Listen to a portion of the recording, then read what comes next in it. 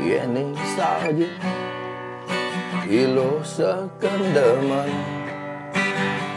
mai dini lo negak di samping bali dengan ilo sing saya ken beli tekening sujati kena beli neng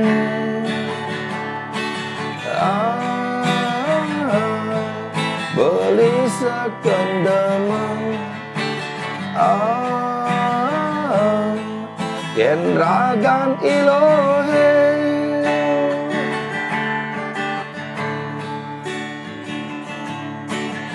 yen ulimu pusing jejegek saja uli potongan masih biasa dogeng boya je antolo aneh ngeranaya beli starter rindu tekening ilo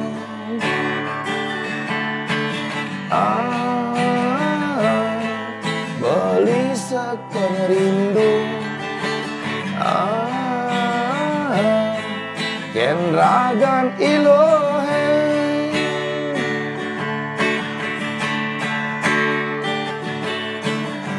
yening tresna nus batas omongan boya antolo madan tresna sujati yening raga mula saja tresna aji rasa ngelantur buktian.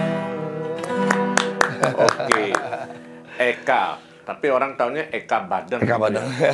Badeng itu karena memang dari nama bandnya atau karena ya ada penampilannya. Penampilannya. Kita boleh dulu. Ya. Gimana? Dari band sih. Dari band awal jadi orang Eka Badeng gitu. Ya. Tapi kalau nama asli siapa sebenarnya? Dari dua orang tahu cuma Eka. Nama saya kan Eka Paramarta ya. Eka Paramarta. Nama aslinya udah biar aja sini. Ya, ya. Nama saya kan Eka Paramarta. Ya.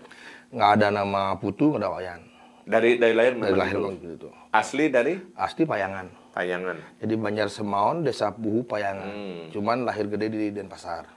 Dari kecil sudah suka musik? Dari musik sebenarnya kita kan nggak tahu musik itu apa ya dari kecil ya.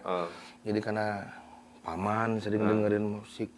Dan notabene paman dulu tuh kan zaman itu kan yang ada band itu apa? Kus Plus, Iwan Fals. Tahun 70-an ya? Tahun 70-an kan. Jadi kuping itu terbiasa dengan lagu-lagu itu ya. Nah kebetulan yang saya senangin ya Iwan Fals-nya itu. Berarti Iwan Fals masa-masa awal ya? Album Sarjana Muda. Ya, dari KPJ lah, dari penyanyi jalanan ya kan. Betul. Dari zaman-zaman itu. Jadi Iwan Fals dari pertama saya senang dengar. Kenapa lebih tertariknya ke Iwan Fals? Nggak tahu ya. Nggak tahu juga, cuman tapi kok enak ya. Cengkokannya dia tuh sebenarnya gimana gitu kan, cengkok antara Iwan Fals dengan penyanyi lain itu kan beda. Berarti waktu itu masih SD? Udah suka udah Iwan Fals? Malah. Oh kalau Iwan dalam arti masih SD tahu Iwan Fals tuh udah masuk SMP mungkin ya, udah masuk SMP. SMP mulai benar-benar tahu Iwan Fals. Lalu, nah kebetulan ada kasus main gitar juga kan, karena dulu paman punya apa ya? Dia pernah minjemin uang sama orang. Nah, itu. Jadi dia orang itu nggak bisa ngembalin uang, dikasih lagi gitar. Gitarnya itu dipakai oleh Eka lah. Nah, itulah saya belajar dari gitar dari sana dalam saya main gitar. Untung ada gitar waktu jadi bisa ya gitu. Untung ada itu. Otodidak berarti. Otodidak, nggak ada guru sama sekali. Masih ingat lagu pertama yang dihafal apa? Lagunya Iwan Fals pastinya. Lah iya pastinya lagu Iwan Fals ya. Lagu-lagu Iwan Fals. Lagu apa yang pertama kali dinyanyi? Kalau pertama kali lupa saya. Yang pasti kan lagu apa yang lupa lah dalam arti yang Umar Bakri. Umar Bakri ya udah dua main gitar itu. Berdua kemarin main Iwan. Tapi memang artinya Eka sing tertarik ajak band atau penyanyi lain pada waktu atau memang dari awal memang dia nggak ada. Cuma saya senang juga dengerin Kus Plus ya. Kus Plus sama Godless itu aja kan. Kus Plus sama Godless. Jadi makanya saya bisa nyanyi Kus Plus sama Godless bisa. Tapi saya nggak tertarik ke genre sana. Genrenya Iwan Fals gitu. Genre Iwan Fals saja. Ada nggak pengaruh itu mungkin karena jiwanya Eka mungkin pada waktu remaja yang pada masa-masa itu kan lagunya Iwan Fals kan agak slengean dikit, ada mungkin juga pemberontak ya? Nah, itu dia yang saya bilang ada jiwa-jiwa sedikit pemberontak itu mungkin. Juga pemberontak karena kan bapak ibu kan pegawai negeri nih. Nah, zaman itu pegawai negeri dengan aturan strengnya di seorang pegawai negeri ya ini. Sampai-sampai juga urusan partai pun juga harus ikut mereka kan. Kita kan kalau seolah-olah nggak diberikan kebebasan. Masa itu hanya ada 3 partai. Nah, 3 partai kan zaman itu kan. Jadi kita dipaksakan saya diarahkan. Karena kamu juga makan dari mana? Nah, jadi itu yang membuat saya kok ngapain itu, apa hubungannya? Jadi apa yang kita cari, apa hubungannya dengan pas terwakili oleh lagu-lagu Iwan Fals. Dan pada waktu saya berontak juga dengan bikin lagu seperti itu kan. Umur berapa itu mulai bikin lagu kan? Kalau itu tahun 9, kalau bikin lagunya ya. Bikin lagu dari tahun mungkin 95 ya, 95 baru bikin lagu ya. Berarti udah tamat SMA waktu itu. Udah kuliah kan. Itu kan mungkin sebelum itu juga bikin, tapi nggak namanya juga baru-baru belajar kan. Sekedar bikin aja. Tapi memang cita-cita jadi musisi atau ada keinginan? Nggak ada. Cita-citanya apakah sebenarnya? Saya nggak memiliki cita-cita loh. Saya nggak memiliki cita-cita, jujur. Orang kan pengen jadi dokter lah, atau jadi gini. Saya nggak pernah punya cita-cita. Tamat SMA, rencana lanjut kuliah apa? Nah, ini kan paksa-paksaan semua. Jadi saya bentuk dipaksa. Darah paksaan aja itu. Jadi bapak pingin saya kan, saya teknik sipil sebenarnya. Saya Tamatan teknik sipil ya. Tapi nggak kepake ya? Nggak kepake. Adik saya arsitek. Malah saya nggak kepake sama sekali. Karena kan bapak saya basicnya dia gini, mesin. Jadi kan dulu pekerja apa? Kalau teknik, Doni Lolot juga teknik. Juga. Anak-anak teknik lah. Anak maestro ya. Itulah dia. Ini cita-cita nggak ada cita-cita. Ikuti orang tua, udah ikut kuliah gitu ya? Sebenarnya iya, ikut aja kan, sampai ke Surabaya, sampai ke kuliah dulu di TAT sekarang. Kuliah di TAT juga kan. Tapi nggak ngerasa seret gitu kan? Nggak ada. Jadi hanya belajar hidup dari itu udah, jadi mengalir. Memang keinginan tuh nggak ada ya, keinginan apa ya? Ingin jadi seorang, yang penting tercukupi ya mungkin ya gitu ya. Simpel gitu aja. Simpel. Tapi kalau kemudian Eka berpikir bahwa musik itu sebagai salah satu cara untuk menyuarakan kegelisahan itu, gimana ceritanya? Ya begitulah. Jadi kan bermula dari Iwan Fals ya, dia kan. Jadi apa yang dia rasakan, apa yang dia dengar gitu, kemarin kan dia suarakan lewat lagu kan. Nah, saya juga pikirnya seperti itu.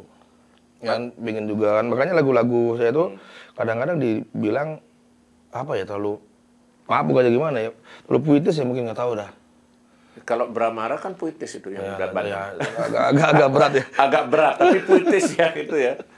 Jadi gini, lagu Bramara itu gimana saya membuat lagu Bali yang berhubungan cinta tapi nggak ada beli Adi itu loh. Ya karena pada waktu itu kan udah dikritik sama Triple X, masa lagu cinta BTA aja ya.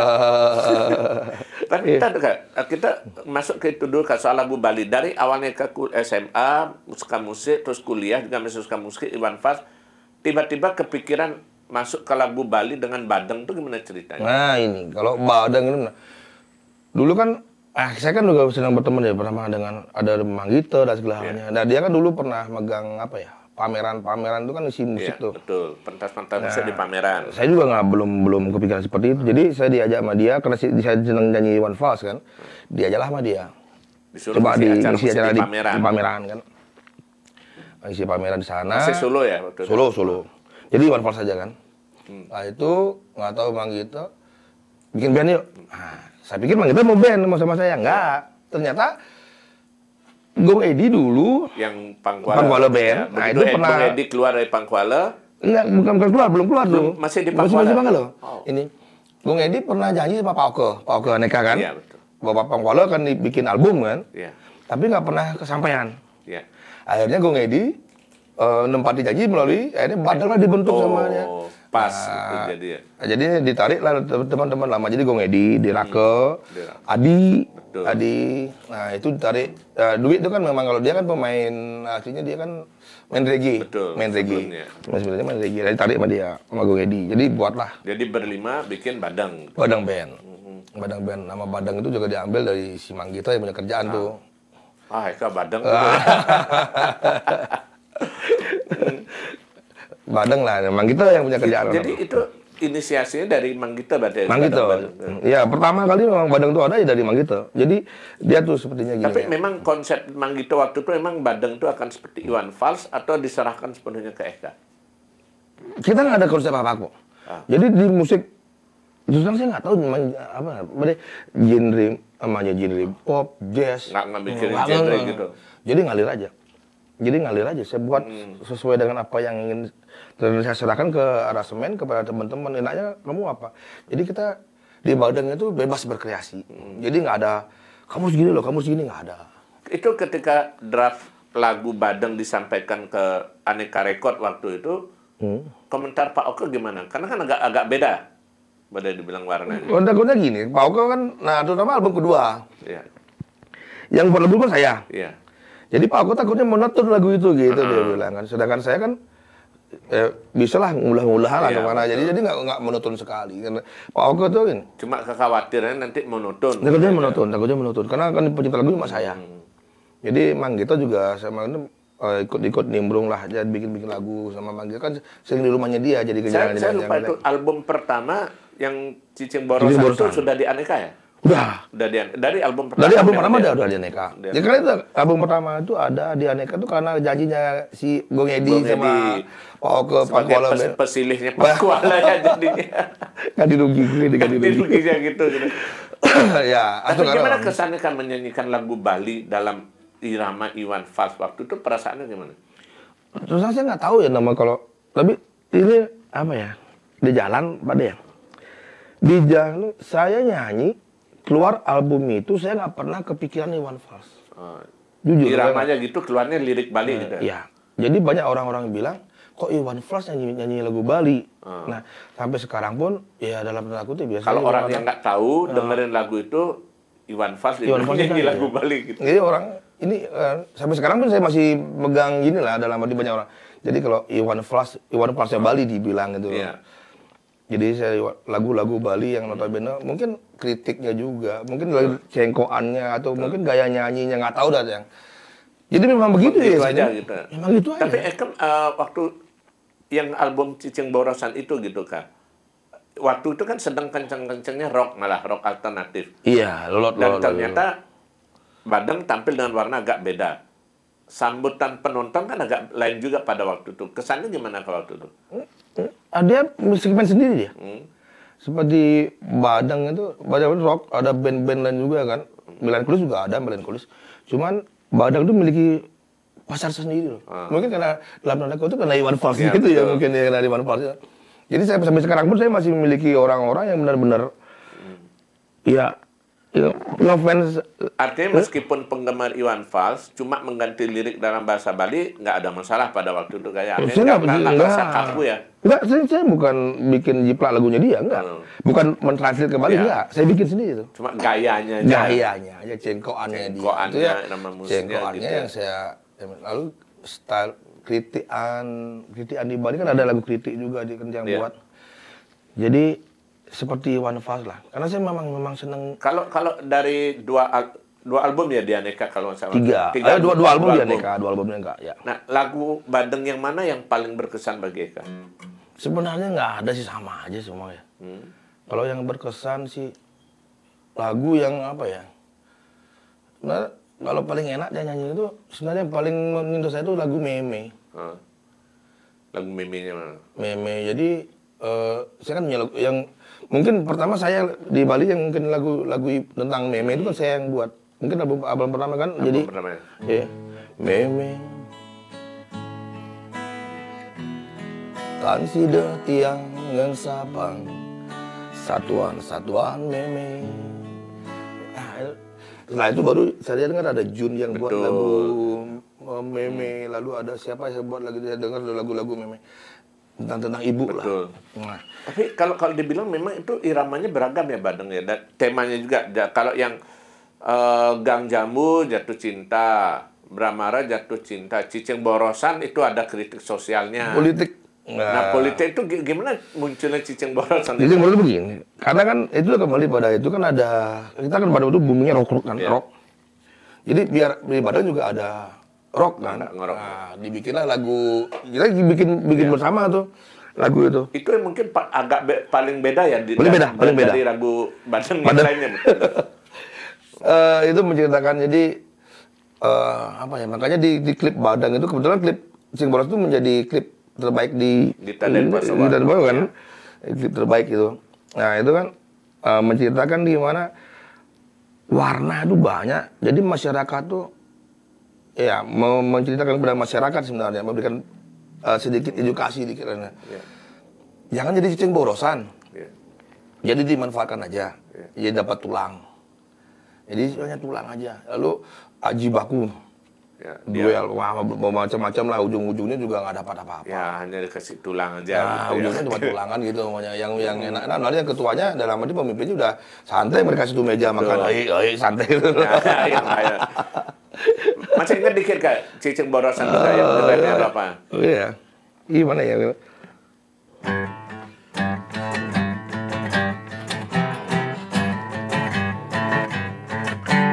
Cara sesenggak Cicing Borosan ngayahin gustine diastun angkihan ane ngemasin tetep kejalani di Subane man Borosan isine keserahan dia gate Cicing Borosan mandoman tulang. Nah, gitulah itu akhirnya.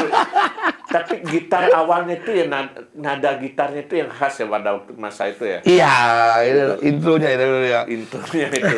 Cuma kan gini akhirnya setelah orang tahu bahwa ada Eka dengan grup band Badeng nyanyi lagu Iwan Fals, itu akhirnya menjadi brand melekat pada Eka. Orang bilang kalau Eka ya sampai sekarang nyebutnya Eka Badeng walaupun Eka Badeng Iwan Fals. Itu sebetulnya kalau dibilang menguntungkan atau malah merugikan bagi Eka? Semua itu pasti ada untung rugi ya.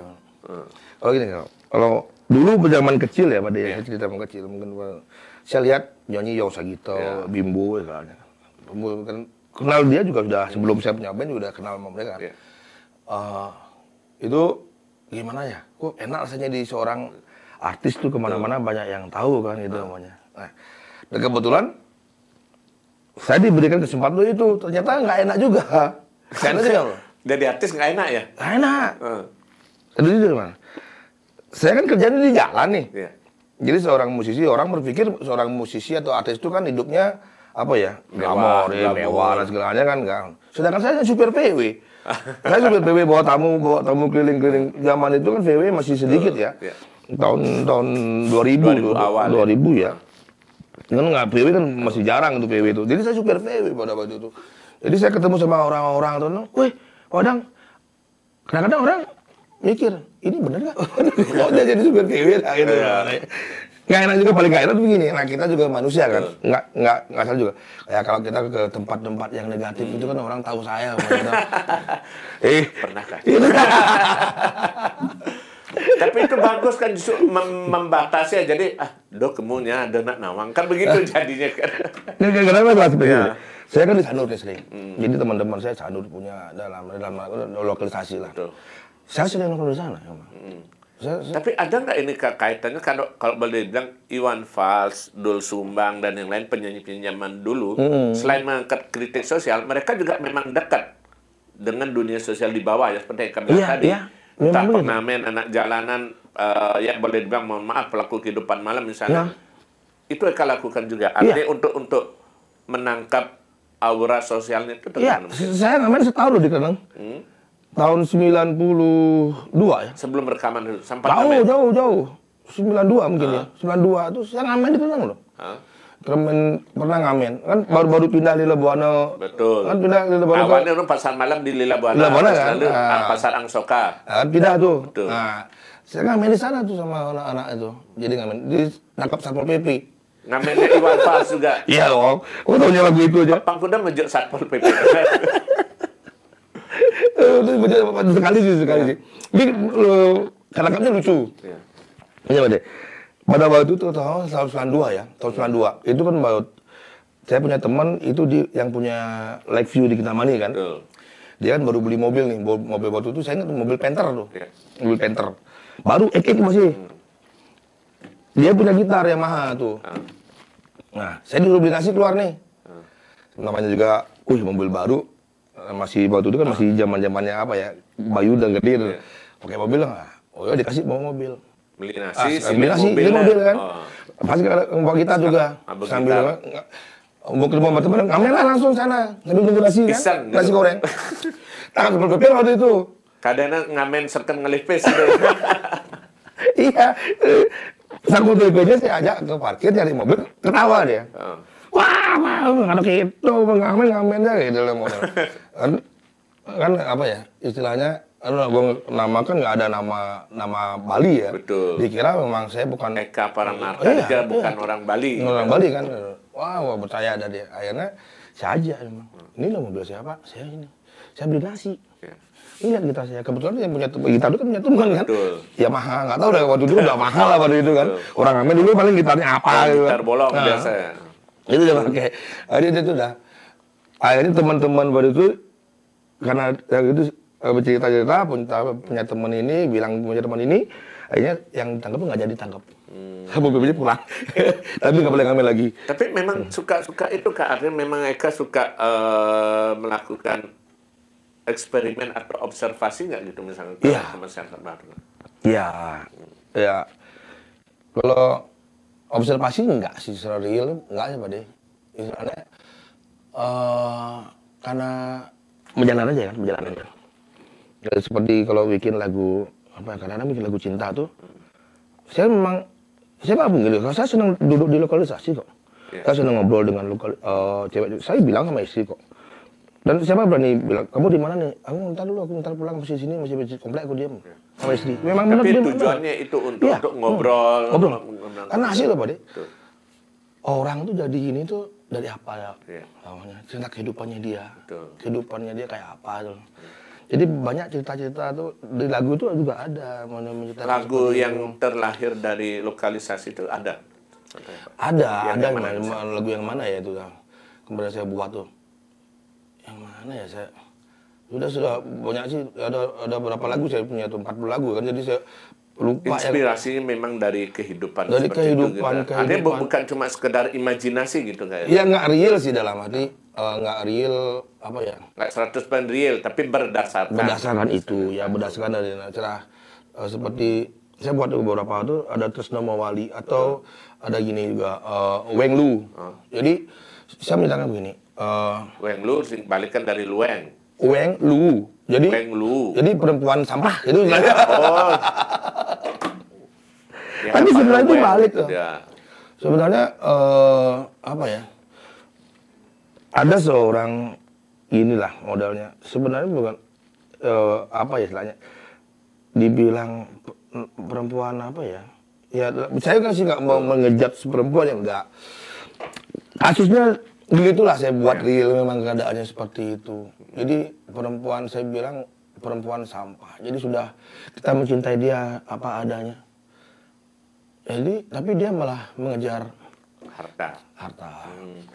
Tapi kan itu kan mulai dari ketertarikan terhadap musiknya, mungkin sedikit gaya hidupnya dan segala macam. Eka bukan duplikat ya, tapi artinya memang kiblatnya ke Iwan Fals. Nah itu apa nggak menyusahkan Eka nggak dalam berkarir? Orang kan kadang-kadang justru malah berpikir bahwa saya sebagai musisi saya harus punya ciri khas. Tapi sekarang ketika Eka, Iwan Fals, orang akan selalu mengait-ngaitkan itu gimana kan? Ya, itu selalu ada di bawah bayang-bayang Iwan Fals. Ya biar aja kan mereka yang menilai kan.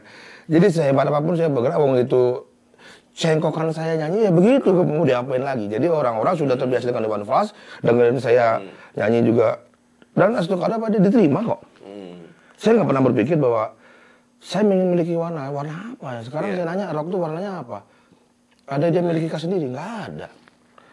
Bisa pengaruh warna lain juga bisa masuk kan? Bisa. Gitu. Jadi kan Iwan Fals juga kan akhirnya ada reggae juga. Kan? Ada seperti Iwan Fals juga seperti Bob Dylan kan Bob Dylan kan juga. Kalau dibilang Iwan Fals jiplak Bob Dylan kan nggak juga kan. Tapi ini Kak, kalau tadi kan setelah solo, terus kemudian sempat naik lewat band bersama Badeng. Orang nanya Kak sekarang, di era sekarang ini digital orang masih nanya, Badeng Kija jadi itu gimana? Banyak. Gimana? Banyak orang rindu Badeng itu sebenarnya. Banyak orang rindu, kapan sih Badeng manggung, kapan sih bikin album dan segala halnya. Banyak. Cuman ya satu sisi karena kita keterbatasan waktu ya, dan kesibukan masing-masing. Jadi saya nggak bisa begitu kumpul sama teman-teman untuk membahas itu. Dan akhirnya muncullah ini, The Vals. Biar saya bisa... Badeng berarti sementara karena break. Tidak memungkinkan di break dulu. break dulu. Taruh dulu. Akhirnya ada project baru. Ya, side project lah sama teman-teman ya. Jadi satu hobi lah. Tapi jelas beda ya, kalau Badeng kan lagu Bali. Ya. Kalau The Vals ini memang Iwan Fals. Jadi ngambil tribute aja, tribute Iwan Fals aja. Itu mulai kapan Kak di situ? Udah 6 tahun ya, udah lumayan loh. Udah 5 tahun mungkin. Dari pemain drumnya masih kelas 6 SD tuh, sekarang udah kelas 3 SMA. Berapa tahun tuh? Kelas 6 SD sampai kelas 3 SMA 6 tahun. 6 tahun ya? Ya. 6 tahun ada Fals. Berarti memang dideklarasikan khusus sebagai tribute to Iwan Fals. Fals. Berarti Ya. kok bertasim manual Iwan Fals. Ya. Dalam tanda kutip sudah sempat sowan atau udah restu dari Iwan Fals ini? Sudah. Jadi biar teman-teman juga biar nggak gimana tuh. Jadi saya nyanyi lagu Iwan Fals tuh udah izin dari Iwan Fals. Yang kedua, dan dari Bang Iwan juga menyuruh kalau kita bawa lagu-lagu lamanya dia. Iya.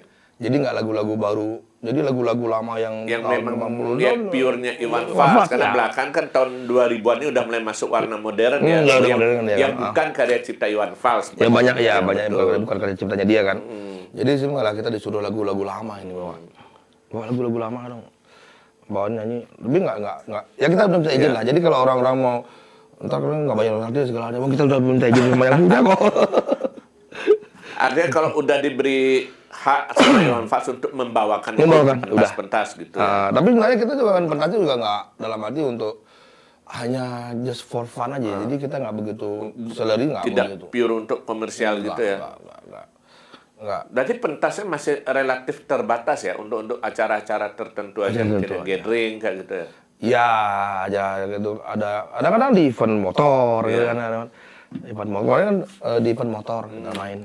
Tapi gini Kak, kalau ketika membawakan lagu-lagu Iwan Fals seperti itu Kak, kalau boleh dibilang kepuasannya di mana Kak gitu? Artinya kan ya ini lagi-lagi orang ngomong bahwa ada mengatakan lebih puas kata kalau bawakan lagu sendiri gitu Kak. Tapi ini ketika tribute ya jadi seperti orang lain itu gimana? Enggak juga sih, kita Pak Dek. Saya kan lahir dari, anggaplah saya bilang, saya lahir dari Iwan Fals lah gitu lah. Jadi saya lahir dari Iwan Fals, dalam arti saya bisa bermusik karena Iwan Fals, saya bisa bikin lagu karena Iwan Fals. Jadi saya bawain lagunya Iwan Fals tuh kok rasanya enak sekali loh. Nggak ada beban memang. Nggak ada beban sama sekali. Meskipun kadang-kadang kita bawa lagu sendiri juga lebih asik juga sih teman. Tapi ini sama kayak keasikannya bawa lagu Iwan Fals aja, nggak bawa lagu Pedidi itu sama aja sih. Kalau paling lama berapa lama paling panjang itu Kak Eka pernah puasa tidak bermusik Kak? Karena kan dari Eka dari Badeng itu kan sempat vakum, terus kemudian sebelum sampai ketemu dengan side project yang lain, dia mungkin lumayan lama Pak. Nah itu gimana perasaannya Kak? Biasa main gitar gitu tiba-tiba lama nyanyi? Lama kan COVID ini. Pulang COVID, tapi saya bikin satu single kan, satu single. Jadi menceritakan saya pulang kampung. Jadi karena di kota sudah nggak ada apa kan. Bukan saya nggak mintakan COVID sih, tapi karena di Bandung dan pasar sudah nggak ada apa, di kota lah sudah nggak ada apa. Ini saya pulang kampung, jadi nggak ada penghasilan. Ya menceritakan sisa dari itu kan mobil punya, rumah punya, pipes lah. Itu saya ceritakan kan. Begitulah saya bikin, itu single saya. Itu lama saya vakum itu. Karena saya sih kesibukan saya itu dengan, saya kan di travel. Betul. Saya juga punya bengkel motor, bengkel mobil, bengkel VW. Berarti ketika kemarin pariwisata drop karena COVID, tidak membayar tamu, alihnya ke bengkel. Iya, ke bengkel. Dan buka warung. Buka warung. Bengkel, buka warung, terus pariwisata. Berarti memang bukan pure di musik banget kayak kata. Enggak. Hidup saya nggak di musik. Hidup saya sebenarnya di pariwisata ya. Ya, musik itu benar-benar hanya hobi gitu saya. Hanya hobi aja. Jadi saya nggak pernah nuntut sama orang harus begini harus begitu gitu loh. Kalau orang dulu mengatakan bahwa ketika Eka pernah bilang tadi, kalau jadi artis kayak gimana, sempat mencicipi atau menikmati jadi seorang bintang panggung. Pernah. Gimana Eka ngerasakan itu, Kak?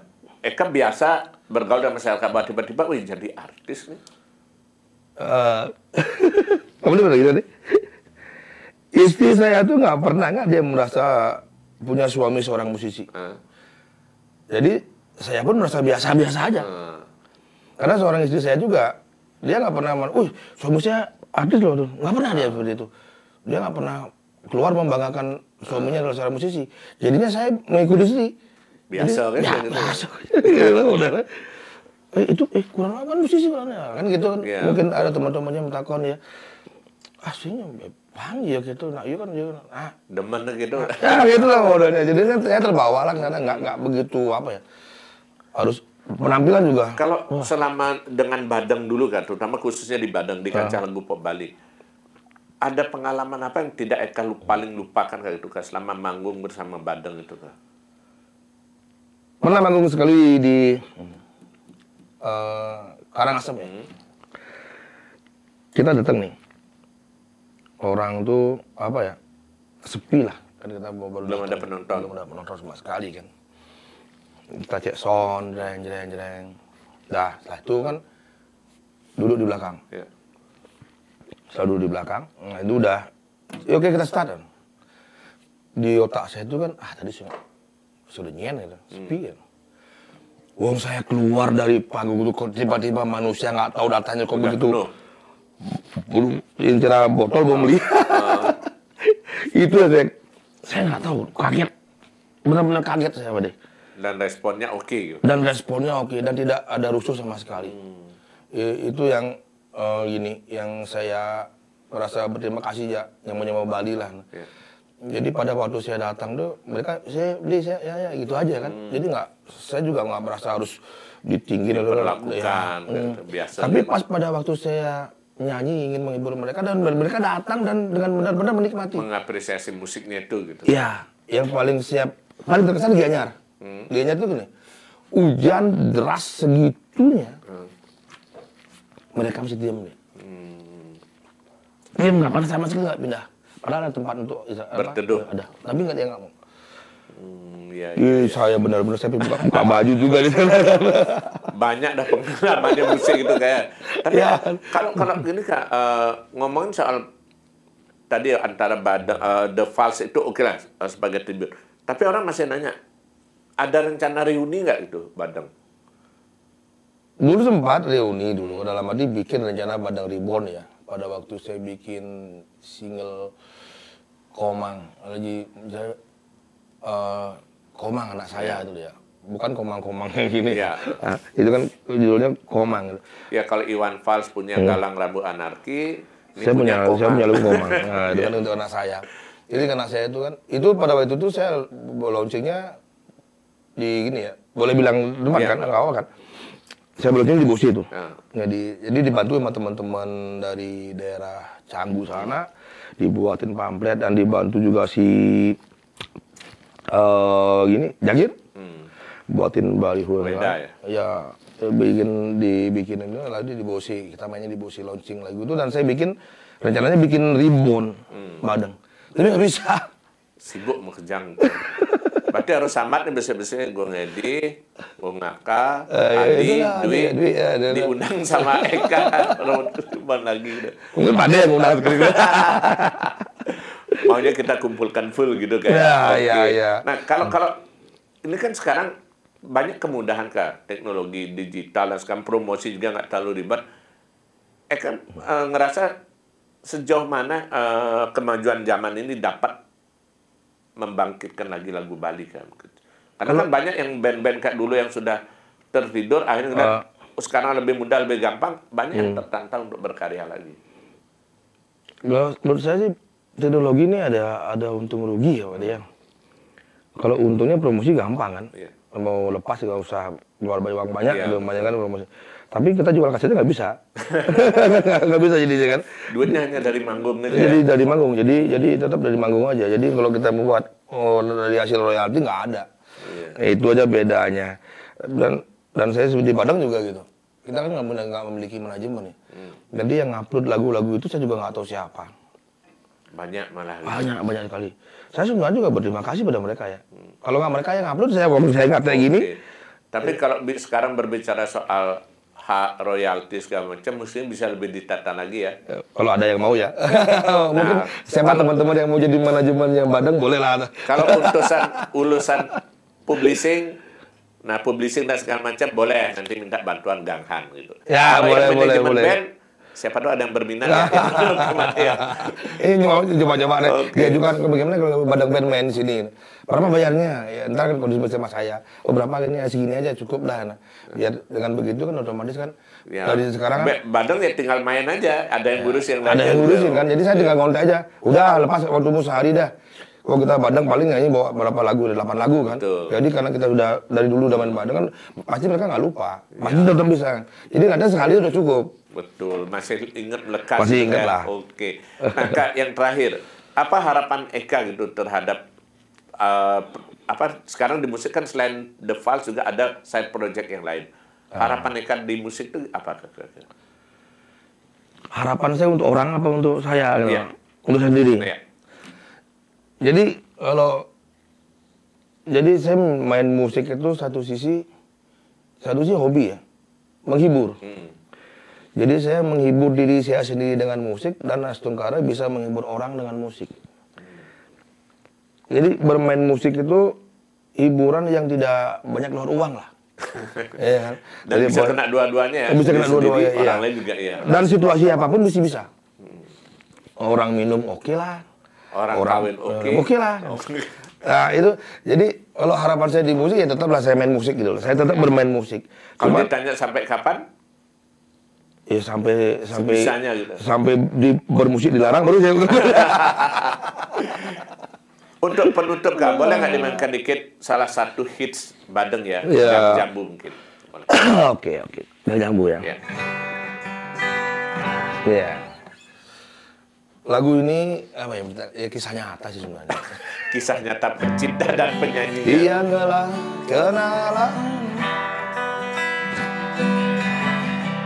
Bajang jaga kuliahan. Iya madang nilo ayu. Asal nih uli belayu. Di Gang Jambu nomor 3